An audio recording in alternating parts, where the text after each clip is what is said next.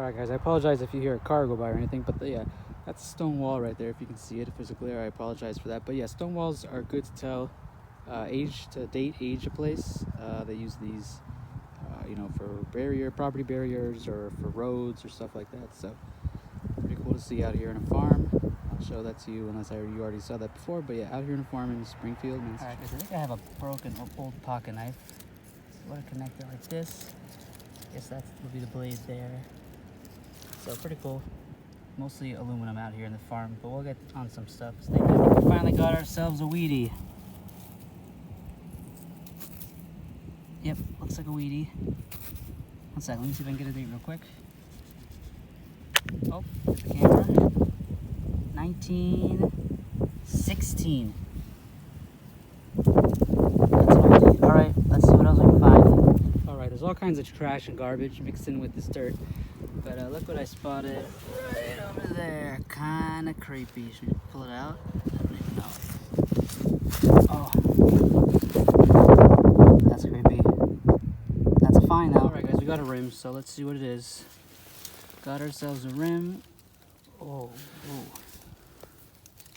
It's a steak order. It is a new drop. Woo! Alright guys, we got ourselves, it looks like to be a penny. It's a modern penny. Let's at least get a date. 65. Alright, pretty good. Alright guys, you see that oval shape? I think I got myself some sort of pin or brooch. You see where the pin would go across? Right there where my thumb is and attached there.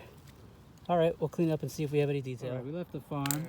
We're down here by a dried up pond. Just a nice surface find. Well, not nice, but a surface find. Not very old. Weedie number 2. But we got 2 Wheaties, so maybe there's still something out We here. came below this log where we got the weedie. Adam just found a silver quarter. I got a shotgun head stamp there. And then to the right of it, I got another one. So, might have found a nice little collection spot, so we'll stick Alright, around. some of you guys know that I like fishing, so always cool when I find a fishing lure to get in the sun. This is like a spinner bait.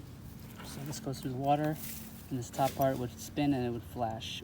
So, alright, there's still stuff under the log. Guys, we're kind of just going along this log here. It's kind of holding up sediment from building up. We got a silver quarter mentioned. We just got a mark. Here's my first coin doing it. I'm gonna say it's a wheat penny, but I'll take an Indian. Nah, there's Lincoln. So we got another wheat. So there's coins under this log. Oh, it might be a memorial, but either way. All right, guys, there's my second coin from doing this thing. I don't think it's a penny. All right, I'll come back to you guys. Hold one There second. it is. Oh, it's a Washington. Maybe it is silver. Hold on. All right, I'll come back if it's silver. If not, if you don't see me, it's not Alright silver. guys, might be hard to see, but there it is. 19, let me make sure. You want some water? I got water. It's alright. Alright, it's 1941, trust me. We got water. Maybe I'll spray it. Let me get in the sun. Alright, I'm gonna spray it. Ready? 3, 2, 1.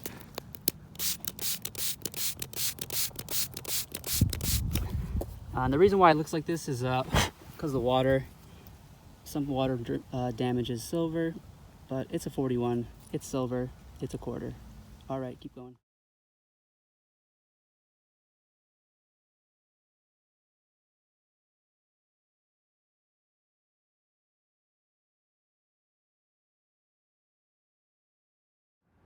Alright, good evening folks, good morning, whatever it is, whenever you're watching this.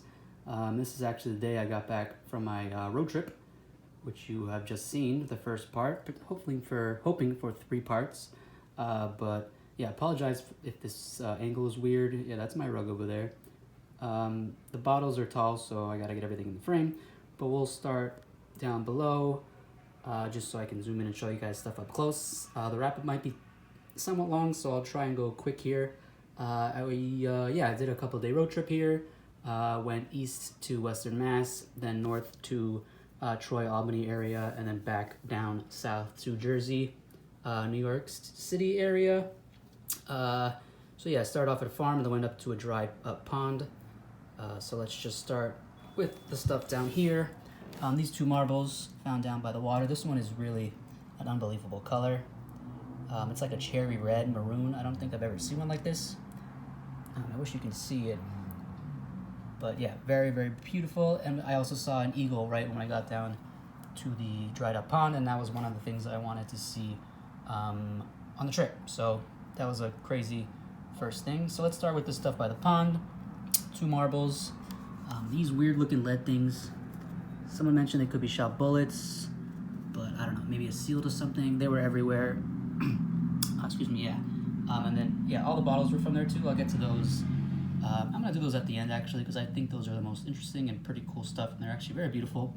But yeah, at the pond and the farm, I guess, whatever. We'll do combined quarters, some pennies, a fishing lure called a wobbler. It would flash and have color, and it would also move in the water to create a disturbance. A rose tag, modern.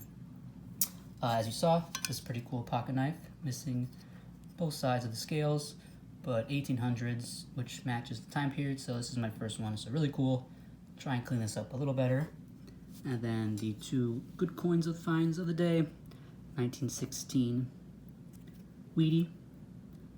These wheat cents were made from 1909 to 1958.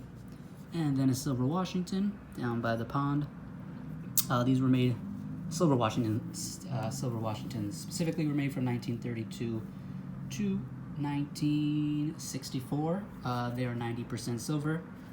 As you can see here, it turns blackish grayish. That is due to water. If you watch some of my previous videos, I have some videos on those. And then this crazy looking thing here, some sort of spike.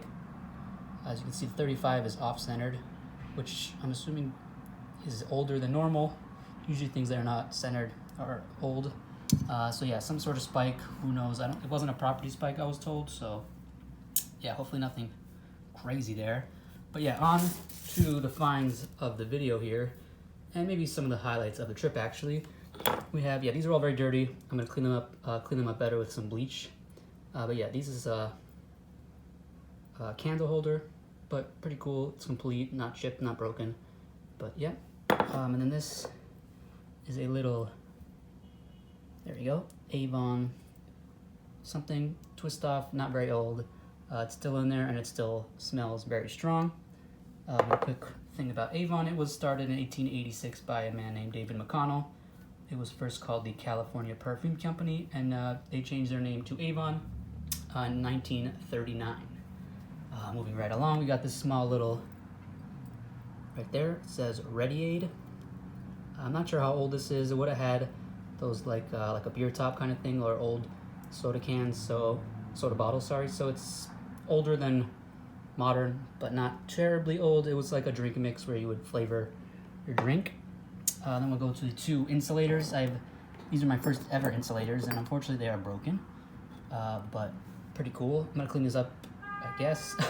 But this would have been Brookfield, and now I'm looking at it closer, I would see where the D is, so that tells me I was right on the research. Brookfield, it was started in the 1860s. They ended in the late 19-teens. They first had a factory in Brooklyn, and then they eventually had a factory towards the end in Old Bridge, New Jersey. So pretty cool that this is able to date it from late 1800s to early 1900s. And then this one would have been there you go, WT, Whitall Tatum, and that was based in Millville, New Jersey.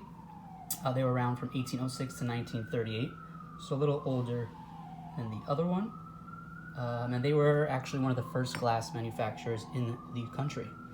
So pretty cool history there. Over here we have a Coke bottle. Nothing on the bottom. And when I say that, I mean there's no city was manufactured in, which most, or usually for the older bottles they do. So kind of disappointing with that. But nonetheless, a cool embossed Coke bottle.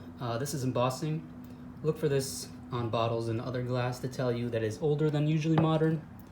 We will go here next, since I found this one on my last road trip up there. This is Springfield Bottling Company. I really wasn't able to find much or at all information on this, but guessing early to mid 1900s, and by mid I mean 20s, 30s. These 2 are the highlights of the trip. So I'll do this one second to last, and we'll get to that one because of the color. So as you can see, more embossing, and then a beautiful logo, which would be Springfield Breweries Company, excuse me. So SB, Springfield, Mass. They were around. I have notes, as I've mentioned before. I'm not ashamed, but yeah, I like to give you guys some info, which is the whole point of why I love detecting and mudlarking, is to just find stuff and research it and save history. So yeah, Springfield Breweries Company was from 1899 to 1918, so very early 1900s bottle. Very beautiful. And last but not least on the trip is W. Matera. Oh, I'm sorry, it's terrible. Here we go. W. Matera, based in Thorndike, Mass. Again, it has a beautiful logo there. WM.